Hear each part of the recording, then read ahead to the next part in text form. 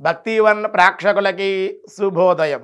3/2/2004 స్వస్తి శ్రీ చాంద్రమానం క్రోధినామ సంవత్సరం ఉత్తరాయణం శిశిర ఋతువు మాఘమాసం శుక్లపక్ష పంచమి సోమవారం. పంచమి ఉదయం 10:13 వరకు, రేవతి నక్షత్రం తెల్లవారు రాత్రి 2:38 వరకు, వర్జం మధ్యాహ్నం 3:26 నుండి 4:25 వరకు, దుర్ముహూర్తం మధ్యాహ్నం 12:36 నుండి 1:02 వరకు, మళ్ళీ మధ్యాహ్నం 2:51 నుండి 3:36 వరకు కూడా దుర్ముహూర్తాలు ఉన్నాయి. సూర్యోదయం 6:36, సూర్యాస్తమయం 5:52. అమృత గంట రాత్రి 12:23 నుండి 1:53 వరకు, రాహుకాలం ఈరోజు 7:30 నుండి ఉదయం 9 గంటల వరకు రాహుకాలం, శుభ సమయం ఉదయం 7 గంటల నుండి 8 గంటల వరకు శుభకాలం, సాయంకాలం 5 గంటల నుండి 5:50 వరకు సాయంకాల శుభ సమయం. ఈరోజు సిద్ధియోగం ఉదయం 9:33, సాధ్యాయోగం తెల్లవారు 6:25, బాలవ ఉదయం 10:13, తైతుల రాత్రి 9:03 వరకు. ఈరోజు దినఫలాల్లో ముందుగా మేషరాశి.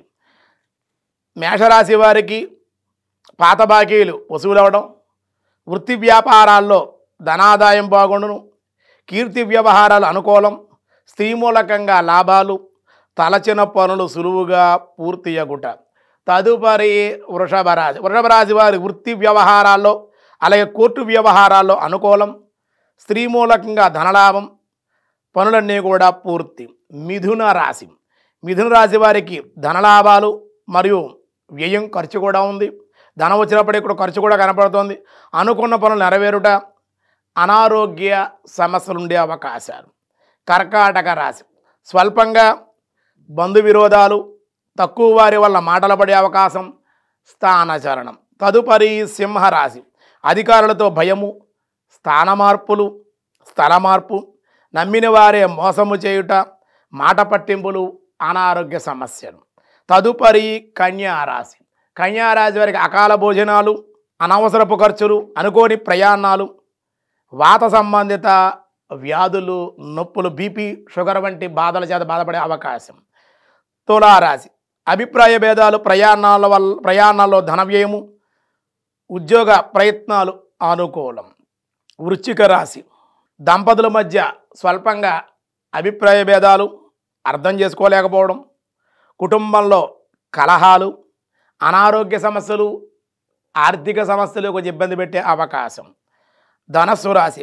క్రయ విక్రయాల్లో లాభం ఈరోజు మీకు, బంధువులతోనే అధిక సఖ్యత, సంఘంలో గౌరవము, ఆహ్వానాలు అందుకునే అవకాశం.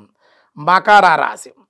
చర్మ సంబంధమైన వ్యాధులు, వైద్యరీత్యా మీకు ధన వ్యయము, వృత్తి వ్యాపారాల్లో ధనలాభము, శుభవార్తలు వినే అవకాశం. కుంభరాశి. మానసిక అశాంతి, స్థిరాస్తుల అమ్మకాలు, అనారోగ్య సమస్యలు, మిత్రుల వల్ల బంధువుల వల్ల ఇబ్బందులు. మీనరాశి. అనుకోని వివాదాలు, స్థల మార్పులు, విషజంతు భయాలు, దానలాభం. అలాగే రేపే రథసప్తమి, దీనిని సూర్య జయంతి అన్నారు. అలాగే విశేషమైనటువంటిది ఈరోజు వసంత పంచమి, సరస్వతీదేవి పుట్టినరోజు. ఈరోజు సరస్వతీ హోమం కానీ, సరస్వతి ఆరాధన కానీ, వాగ్దేవి హోమం అని, అలాగే చండీ హోమం, విశేషమైన హోమాలు చేసుకుంటే, సరస్వతీదేవిని ఆరాధిస్తే చదువు, జ్ఞానము అన్నీ కూడా కలిగిస్తుంది. ఈరోజు శ్రీపంచమి వచ్చేటువంటి వసంత పంచమి గుర్తుగా శ్రీపంచమి అని ముందుగా వస్తుందన్నమాట. దీన్నే వసంత పంచమి అంటారు, శ్రీపంచమి అని పిలుస్తూ ఉంటారు. అలాగే రేపే రథసప్తమి. ఈరోజు శ్రీపంచమి, రేపేమో రథసప్తమి అన్నారు. కాబట్టి సూర్య ఆరాధన, పాలు పొంగించుకోవడం, సూర్యుని ఆరాధించడం, స్మరించడం వల్ల ఆరోగ్యం భాస్కరాదిచ్చేత్, ఆరోగ్యాన్ని ఇచ్చేటువంటి ఆయన. ఏం కావాలండి ఆయనకి? నమస్కార ప్రియో భాను, నమస్కారం పెడితే ఆనందపడేటువంటి వాడు సూర్యుడు. కాబట్టి ఆ విధంగా రేపు మీరు అందరూ కూడా ఆరాధించండి. విష్ణు సహస్రనామంలో ఈరోజు ఏం చెప్తున్నారో చూద్దాం. వ్యాసాయ విష్ణు రూపాయ, వ్యాస రూపాయ విష్ణవే, అచ్యుత ప్రదిధ ప్రాణ, ప్రాణదో వాసవానుజ, అపానిధిరధిష్టాన, మప్రమత్త ప్రతిష్ఠిత. ప్రసిద్ధమైన 9 హరినామాలు ఈ పుణ్యశ్లోకంలో మనకు కనబడుతూ ఉంటాయి. అచ్యుత, ఓం అచ్యుతాయ నమః, ఆత్మతత్వం నుండి లేక తన మహిమ నుండి పతనమును చ్యుతి అంటే పతనం అయిపోవడం, అచ్యుత అంటే పతనము కానిటువంటిది, చ్యుతి అంటే పొందని వాడగుట చేత అచ్యుతుడు, చ్యుత అంటే నశించిపోవడం. కానీ అచ్యుత అంటే నశించినటువంటి వాడు, ఆయన ఆరాధిస్తే నశించకుండా ఉండేటువంటి వాడు ప్రసిద్ధి చెందాడు. తన నిజ ధర్మాలను సత్యము, దయ, శాంతి, కరుణ, వాత్సల్యాది దివ్య గుణాలు ఎవరికైతే ఉంటాయో అటువంటి వాళ్ళ జార విడవకుండా ఉంటే కనుక సాధనలో ఉంటే అటువంటి వాళ్ళని శ్రీపతి అచ్యుతుడు అనబడుతున్న అటువంటి కాపాడేటువంటి వాడు. దయ ఉండాలి, నమ్మక ద్రోహం ఉండకూడదు, నటించకూడదు, ఏమండి మోసం చేయకూడదు, అలాగే సత్యంగా ఉండాలి, అబద్ధాలు ఆడకూడదు. మాటిమాటిగా అబద్ధాలు ఆడుతాం. ధర్మం సత్యం మీదే ఉంది, ఎక్కువగా తెలియట్లేదు. చాలామంది అబద్ధాలు ఆడుతూ ఉంటారు. ప్రతి చిన్న విషయానికి అబద్ధాలు, తెల్లవారులేస్తే అసత్యం అనేది పలకూడదు. సత్యాన్ని పలకాలి. ధర్మం దాన ధర్మాల మీద కన్నా సత్యం మీదే ధర్మం ఉంది. సత్యాన్నే పలకాల సాధ్యమైనంత వరకు. మరి ఏం మాట అంటే తిడతారు ఎవరిలో ఒకళ్ళు. సత్యము, దయ కలిగి ఉండాలి.